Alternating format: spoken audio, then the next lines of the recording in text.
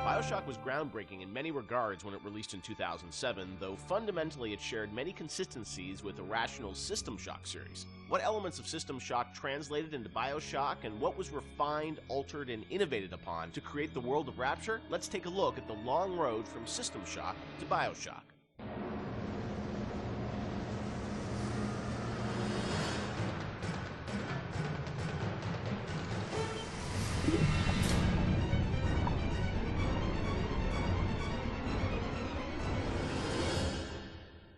Everyone knows where the game ended up, but I think fans would be interested to learn where this game or the idea of doing this game started. And I think folks know System Shock and the legacy of that game, huge fan base. Did it start as a System Shock game initially? No, I mean, because we didn't have the rights to that, yeah. right? We kind of felt that there was more game design to mine there. That it was sort of, we did that one game, and it was sort of the first game that really combined shooting and RPG. And it was a very small budget. It was a very small team, and it was the first game we had ever done. So we got pretty lucky, I think, in terms of how well it came out. But but the odds were sort of stacked against it. And the team, was really enthusiastic about doing a game like that. And time had evolved, and the team was much more. We had done a bunch of games together, and we were, we had a stable technology base, and we were like, okay, well, which System Shock 2 was not. I mean, that engine, no game had ever shipped on that engine. It was a very crude piece of technology. Most of us had never shipped a game at the time. So like, well, what if we had a stable technology base, and we had a team that was more experienced and more seasoned, and we had, an actual, like, art director, and which we didn't really have on System Shock 2. What could we do? And so I think there was a lot of enthusiasm in the team to really try to do a more mature version of that kind of game.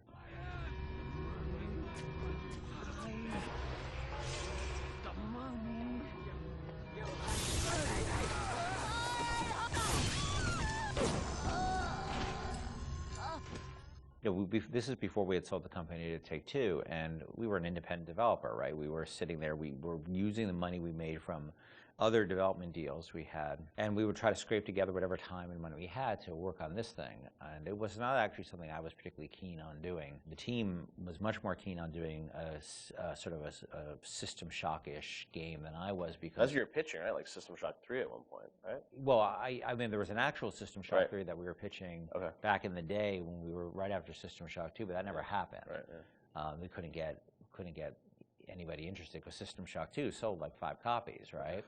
And so as the business guy, the guy who had to not only just sort of write the content, but the guy who had to go out and get the deals and pay everybody, I wasn't particularly excited about doing this, because it was very disappointing when we did System Shock 2 and nobody bought it. It got great reviews, it got these insane reviews, but it left us in a place where it didn't really move the needle for us in terms of making payroll. So I wasn't super excited about it, because I didn't see a publisher be interested in it, and I didn't see the audience actually be particularly interested in this kind of game. And it was really the team who convinced me to invest in this, because their enthusiasm. I think a lot of them came to the studio because of System Shock 2.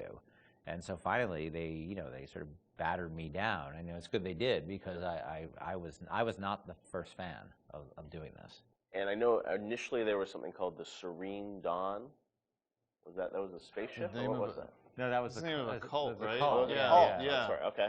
That one's, I think, been lost to the... If I remember correctly, Serene Dawn was a cult. You were playing as a deprogrammer that was infiltrating the cult, and your name happened to be Carlos Coelho, who was one of our programmers at the time. It's named after him, yeah. Then there was a story notion that I always really found interesting, which was that you have these cults, and you have sometimes people who they're these sort of characters who are really live on the edge of the gray morality, which is these guys who come in and essentially kidnap people out of these cults or rescue them, depending on how you look at it. Because what it really is, from a functional standpoint, it's a kidnapping, right? You're coming to an adult and you're saying, you're hired by their parents or whoever. And this was in the story, it was like a senator whose daughter joined one of these religious movements called the Serene Dawn, you said? Yeah, the Serene Dawn. And I always thought that was a really interesting tension of this hero who's basically a kidnapper.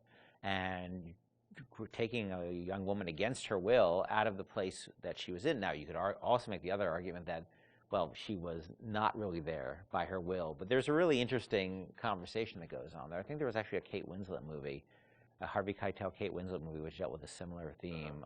Because usually you hear that story, you know, these deprogrammers as a sort of heroic kind of notion. But I always thought that, well, there's something interesting about agency going on there, and about are people entitled to make bad mistakes, or is it a bad mistake? It all depends on the person. And I'm not a fan of religious cults or religion in general, but there seemed to be an interesting discussion of freedom there and independent decision making, and I thought that idea was cool, and that was sort of the basis of it for a while. But it was really mostly for the purpose of, we needed something to go out and pitch to publishers, and so we know we didn't have a ton of time to really develop it. So that sounded like, all right, this will do for now. And was that pre-Underwater City? I mean, this was just like an idea for a story? We may have stepped away from that to do the cult thing, but then we went back to the underwater thing. We had that one room, remember? We had the one World War II room with the roaches on the ground and like these weird test tube things that you could walk around. I don't know where that fell. It could have been underwater. There was no windows. The thing is, we were a small business, right? And we were trying to figure out a way to sell this thing with spending the least amount of money, because we didn't have any money. We didn't have a pot to piss in. So we would do this demo. That was one room basically, just to show. And I'd write up a document, and we'd take it around. And I'd fly around the country, be like, "Here's our room." It was a different time, And we had just come off of SWAT 4.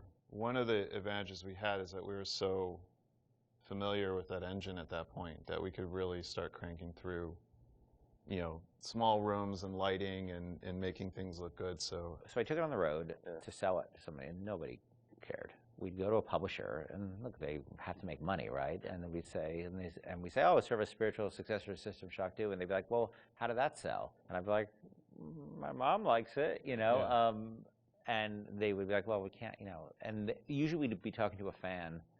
A lot of executives, like sort of junior executives, were fans of System Shock, and they'd go to their boss and they'd be super excited, and their boss would open up, their Excel spreadsheet and be like, no, we can't do this. And I think the pitch probably evolved as we kept trying different permutations trying to sell, but we were also out there trying to sell like 2 or 3 other things at the time. We had a pitch for a game called Monster Island, and well, our SWAT 5 pitch was Zombie SWAT. Yeah, we had just come off of SWAT 4, which is like hardcore tactical, and we decided they wanted us to do another SWAT, and we didn't really want to do another hardcore tactical game. So we're like, what if we added zombies to SWAT? Like, you're a SWAT team that fights zombies and werewolves. That sounds awesome. And it was like, no, it doesn't. And this is before. This is before zombies were a thing. Yeah.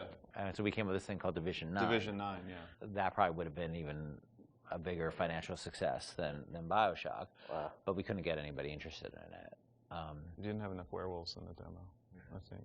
We had 0 werewolves in the demo. Yeah, we were going to have werewolves, weren't we? Werewolves and vampires. That was the whole, really? Yeah, werewolves, the whole, vampires, zombies? Just throw it all the Universal Studios monsters from Oh, wow. Yeah.